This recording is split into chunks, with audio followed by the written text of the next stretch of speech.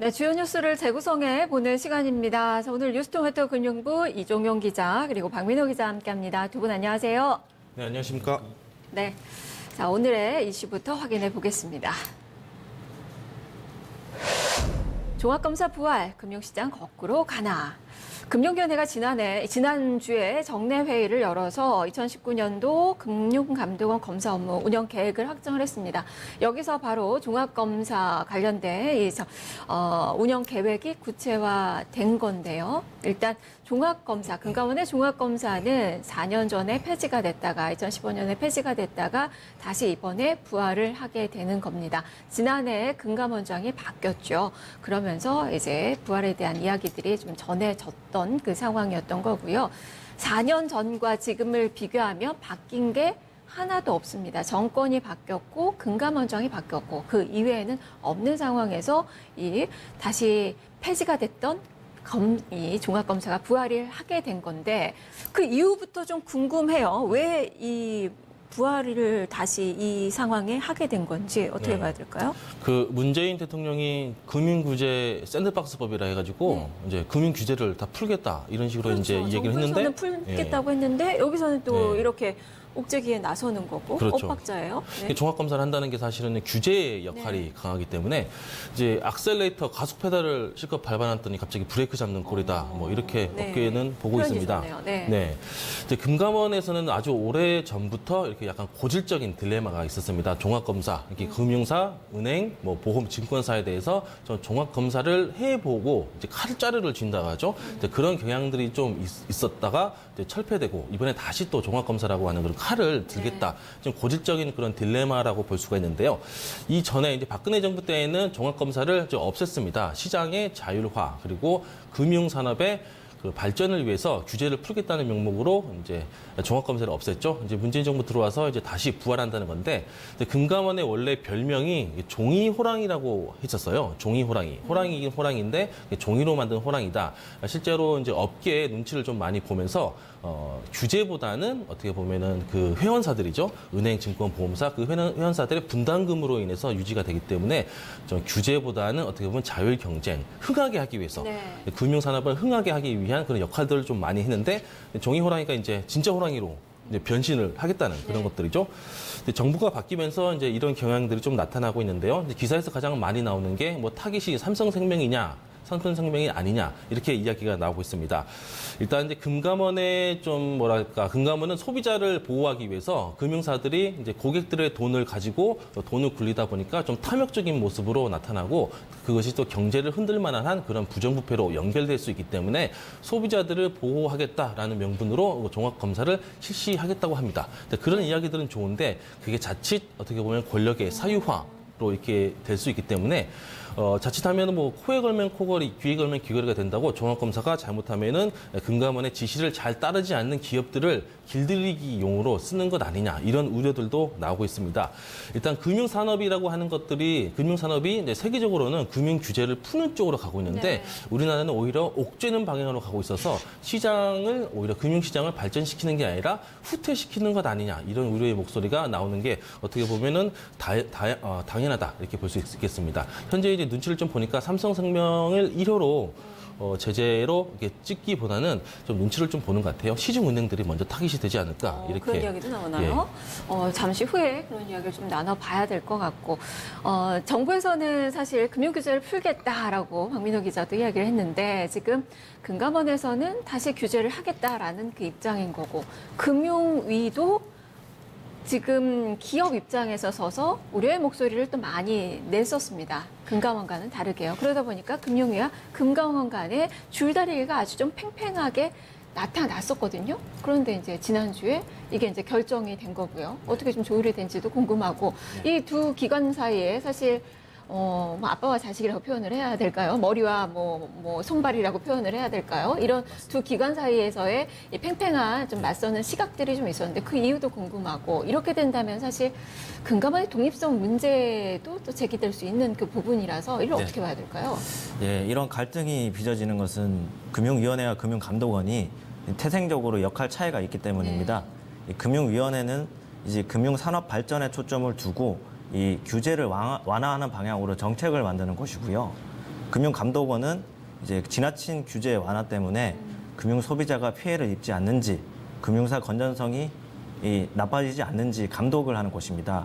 흔히 자동차의 비유를 해서 금융위원회를 자동차의 엑셀, 금감원을 자동차의 브레이크로 비유를 하는데 이 서로 견제하는 사이다 보니까 네. 갈등이 불가피하겠죠. 최근에 이제 두 기관의 갈등을 더욱 부추기는 게 감독권 독립입니다. 네. 이제 금융위원회를 해체해서 정책 기능을 기획재정부에 흡수하고 이제 금융감독원의 감독 기능을 강화해서 이제 독립적인 기구를 만드는 것인데요. 문재인 대통령의 대선 공약이기도 했습니다. 네. 근데 이제 이 같은 금융 감독 체제 개편이라고도 하는데 이게 지금 논의가 지지부진한 상황인데 네. 지금 그것을 전제로 금융감독원이 종합검사 부활이라는 강력한 칼을 들이미는 것은 아닌지 금융위원회가 이제 우려 섞인 목소리를 계속 내고 있는 것입니다. 네. 금융위가 어쨌든 상위 기관이고 금감원을 뭐 지도 감독할 또 권한이 있는 거잖아요. 네, 맞습니다. 하지만 이제 감독이 뭐 종합검사 같은 경우는 금감원의 고유의 권한이라고 할 수 있는 거죠. 네, 감독 업무를 금융위로부터 위탁을 받았기 때문에 그 재량권 내에서는 이 검사 수단에 있어서는 금감원이 자율적으로 만들 수 있는 네, 것입니다. 팽팽하게 시각이 맞섰고 그리고 금융위원장은 계속해서 좀 기업의 편에서는 그 멘트들이 좀 나왔었고 그런데 이번에 합의가 된 거예요. 어떻게 좀 쟁점이 있었는지 이게 어떻게 좀 마무리가 된 건가요? 네, 말도 많고 탈도 많았는데 이번에 쟁점 사항 같은 경우는 지난 2주 전에 네. 이제 금융감독원이 이 종합검사 계획안을 갖고 금융위원회에 보고를 했습니다. 네. 그래서 당초에 금융위원회에서는 이 수검 대상 기관을 좀 더 투명하게 만들어라.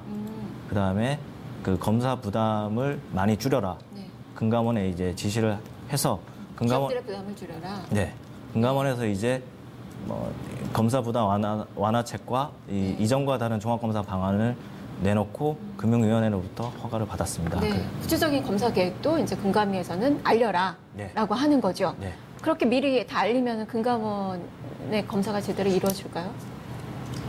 근데 금감원이 이번에 종합검사 방법에 대해서 부르는 게 유인 부합적 종합검사라고 하는데 이제 종합검사가 계획이 되면은 이제 금융사 입장에서는 그 종합검사 계획에 맞게 준비를 하겠죠. 소비자 민원이 많은 금융사라면 소비자 민원을 줄이려고 노력할 것이고 이제 임원 선임 절차가 불투명한 곳은 지배 구조에 따라서 임원 선임 절차를 투명하게 만들려고 할 것이고 그래서 그 기준 안에 들도록 미리 준비를 하도록 하겠다는 게 금감원의 금융감독원의 원칙이 계획입니다. 깨지는 건 아니네요. 어쨌든. 네, 그렇습니다. 그렇다면 이번에 이 두 기관 사이에서 어느 정도 이제 합의가 된 거고 그렇다면 금융의 문턱을 넘었기 때문에 속도는 이제 가속도가 붙을 것으로 보여요. 자, 박민호 기자, 그러면 앞으로 종합검사 어떻게 좀 진행이 되는 건가요? 네. 종합검사가 어떻게 진행될지 한번 생각해 보면 우리가 국회에서 국감할 때 그 형태의 모습이 그대로 여의도에서 재현될 거다 이렇게 보면 될 것 같습니다.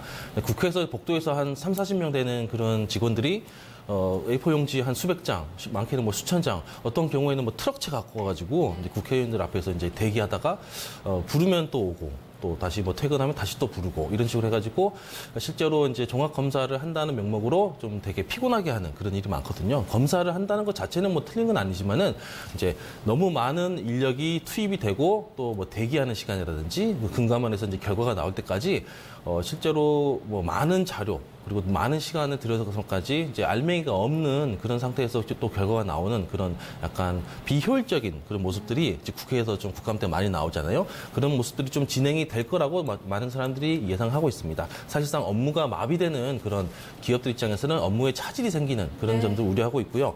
이제 종합검사가 어떻게 진행되는지 로드맵을 좀 보면은 일단 민원이 좀 많이 생겼던 곳 이런 곳을 중심으로 좀 보겠다 하고 있고 미스터리 쇼핑이라 해가지고 이제 공무원들이 이제 금감원 직원들이 고객으로 약간 이제 위장을 해서 이제 실제 뭐 보험 계약을 한번 해본다든지 은행에 가서 암행어사 같은 네, 그래서 암행 관찰처럼 고객으로 위장을 해서 실제 뭐 판매할 때 약관도 제대로 안 보여주고 판매를 하는지 아니면은 뭐 끼어 팔기 같은 거 이런 거 진행하고 있는지 아닌지 실제 체험을 해보면서 이제 조사를 하는 거죠. 그렇게 해서 많이 걸린 곳 그런 부분들을 좀 이제 그런 기업들을 우선적으로 대상하겠다 그렇게 보고 있고요. 재정 건전성, 고객들 돈 가지고 뭐 쓸데없이 투자를 해서 마이너스가 된다든지 이런 부분들 재정 건전성 보고 있고 중법 감시 조직이 제대로 돼 있어서 활동을 하고 있느냐, 또 금융 사고가 있었냐 없었느냐. 뭐 삼성증권 같은 경우는 금융 사고가 몇 번 있었잖아요. 크게. 이제 네. 그런 데는 이제 금감원에서 오라고 하면 바로 또 뛰어가야 되는 그런 상황이 되는 거죠.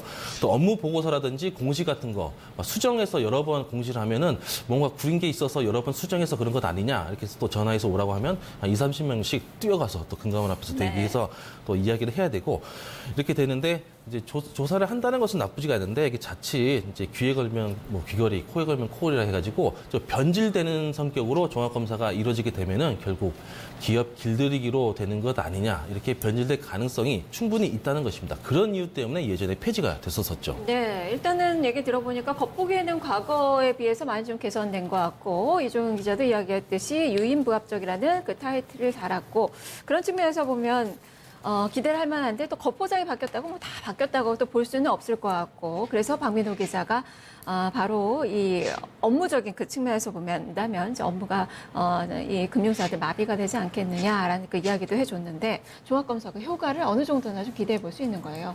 사실 소비자 입장에서는 상당히 좋은 측면이 있거든요. 네.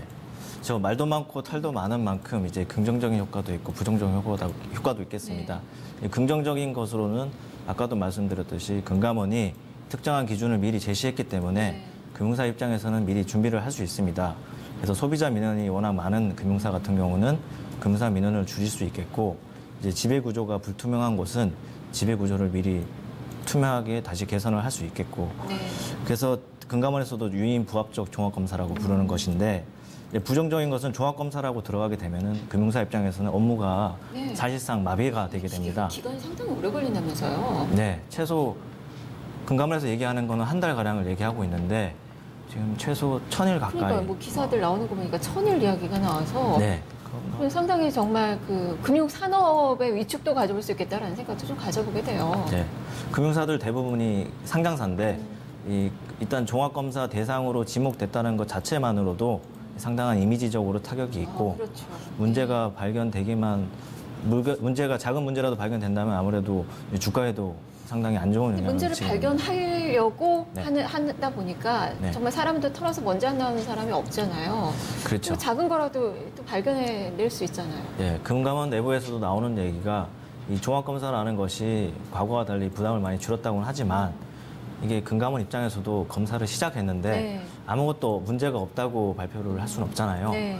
그래서 이제 작은 문제라도 이제 찾아내게 될 텐데 그럴 경우에는 금융사에서 우려하는 게 뭐라도 하나 잡아내는 먼지 털기식 검사를 하지 않을지 다시 걱정을 하고 있습니다. 그래서 우려의 목소리가 나오는 거고 금감원이 뭐 직무유기가 된다면 사실 그 피해는 또 고스란히 또 우리 소비자한테 가는 게 될 것 같고 이 검사를 뭐 어떻게 해야 될지 좀 많이 좀 걱정이 좀 되는데 그럼 박민호 기자 앞서서 첫 타깃, 첫 네. 대상이 삼성생명일 네. 것이다. 뭐 시장에서는 다 그렇게 네. 보고 있잖아요. 네. 그리고 또 금융사 다른 금융사가 될 수도 있다라고도 좀 했는데 네, 그렇습니다. 어떻게 네.